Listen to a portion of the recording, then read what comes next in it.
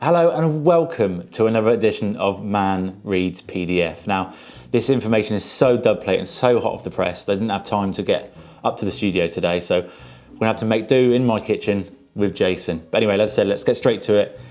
And it is the new 2023 Ducati Diavel or Diavel V4. And obviously the Diavel is open to interpretation as we live in England, as cultured as we are. So big news. It gets the V4 engine. It gets this Gran Turismo V4 engine. So it's obviously derived from the Panigale V4, but not, I don't want to say detuned because it's not detuned as such. It's more retuned in Gran Turismo form, the same as the Multistrada V4. So 168 horsepower from the Gran Turismo V4 engine. It's 13 kilograms lighter. That's minus 5 kilos from the engine, minus 8 from the chassis. You get an updated electronics package, as you would expect, and of course fresh lines. So those are the headlines. So let's get straight into the PDF then. Now the first page of the PDF is all about styling and aesthetics, and I guess with a bike like this you can kind of understand to some extent, but I still blame tarts like the Chris for this. So but I want to know the juicy tech details and stats. But anyway, on a bike like this, I said, you almost forgive it. So now the first line I want to draw upon is this one. It's all about the aesthetics and how they designed it. So the Diavel V4 draws inspiration from muscle cars, from the aesthetics of superheroes, and reproduces the image of an athlete ready to sprint to the starting blocks. Now I think that encapsulates everything about this bike. It's definitely a fashion job. I personally love the looks of it. I'm not going to get too into the subjective personal opinions, but I think it looks pretty boss. Boss is the word. It looks like it's got proper substance to it, and you know when that bike rolls past you, you know about it. So let's get straight to the engine then. The Diavel adopts the 1158cc V4 Gran Turismo engine, a central element of the bike's design. So as I said, power is 168 horsepower. It's rich in torque at every RPM, and judging by that V4 motor, anyone who's ridden the latest incarnation of that motor will agree with that. It's 12.8 kgm of torque. I mean, why can't manufacturers, and they're all guilty of this, why can't manufacturers stick to horsepower and newton meters or foot-pound of torque?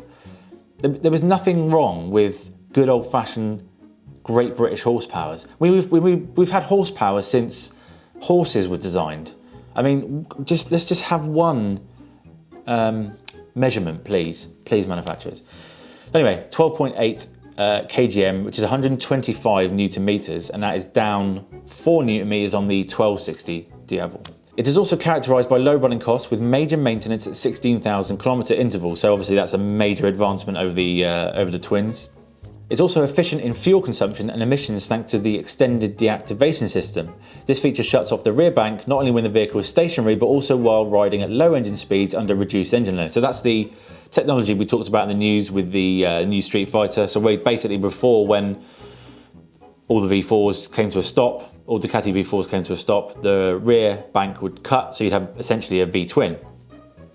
Or a parallel twin, if you like. The front two cylinders would still work and still keep the bike running, but the rear, it's a seamless transition. You would know nothing about it. So, and obviously we have the counter-rotating crank, which obviously is in every V4, but that's obviously another byproduct of the V4 motor coming into the Diavel.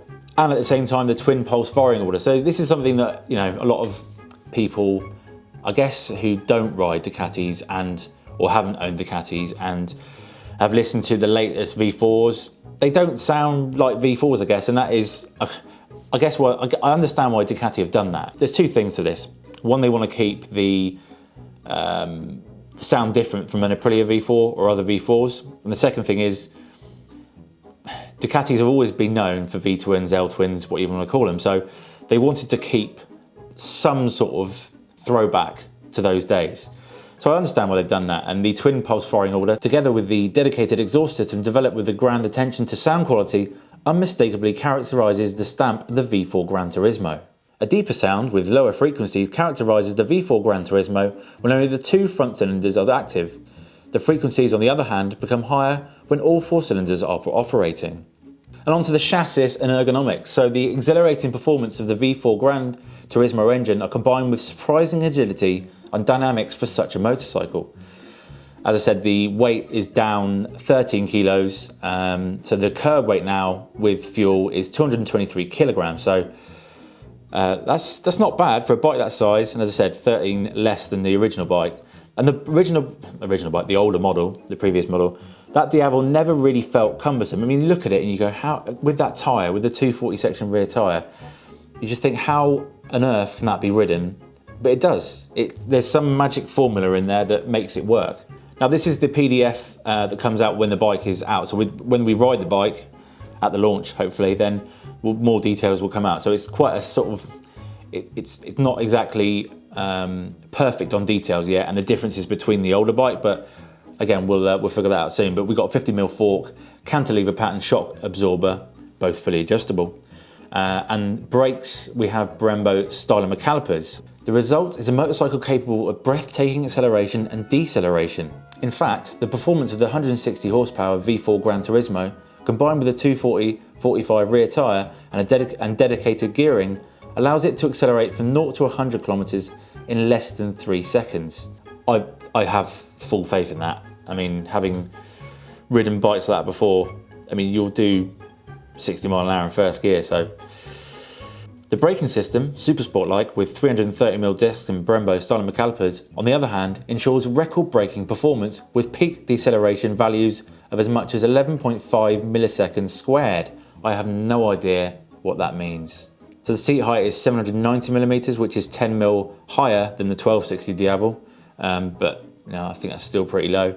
And there's also mention of improvements to comfort. So the suspension travel is increased by 50mm.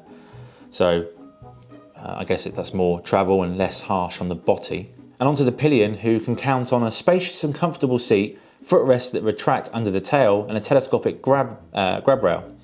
Foot pegs and grab bar are effectively invisible in closed position, which is a really nice touch. And together with the passenger seat cover, supplied as standard and easily installed, which allow the Diavel V4 to be transformed from a two-seater to a single-seater with just a few gestures. Love that, love that. And onto electronics then. The rider can fully and safely exploit the performance of the Ducati Diavel V4 thanks to a comprehensive electronics package. So we've got 4 riding modes: sport, touring, urban, and the new wet designed, which obviously is for low grip surfaces. And Ducati traction control, DTC, cornering ABS, and Ducati wheelie control. There's cruise control, and there's launch control, which is perfect for those starts of a Santa Pod or from the traffic lights. And we've got Ducati up and down quick shifter. There's a new 5-inch TFT coloured dash. Welcome to 2023.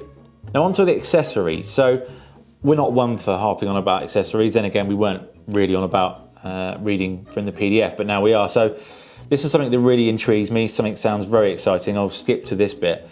The sportier side of the Diavel V4 is amplified by the street legal exhaust silencer with a cover and 4 titanium end caps. For those who want to go further, there's the full racing system with Spitfire design. And that is 4 inline outlets, which isn't street legal. And there's a mix of carbon fiber and steel. It reduces weight by 11 kilograms and you get up to 12 horsepower. So, I mean, there's no pictures of that. We can't see it yet, but that sounds very, very spicy. In terms of colour and availability, the bikes will be available in dealerships from January, so get your orders in now. Available in Ducati Red or Thrilling Black. How to make a black bike sound thrilling, put thrilling at the beginning of it. And in terms of cost, well, the red bike will cost you £23,595, whereas the Thrilling Black will cost you £23,895. So that's an uplift of £300 for the Thrilling Black. But anyone who hasn't ridden a Diavel, as I said, you look at it and go, how does that go around corners? How does that steer? It does. As I said, there's some magic formula, and if you love the looks of it, you really have to love the looks of it to buy one. But if you love the looks of it, you cannot go wrong. It's with all the refinement that's gone on in the years with Ducati, this is a bike that kind of typifies that. Straight line heroes, not just straight line heroes. They do go around corners. So looking forward to testing it. What do you reckon, Jason?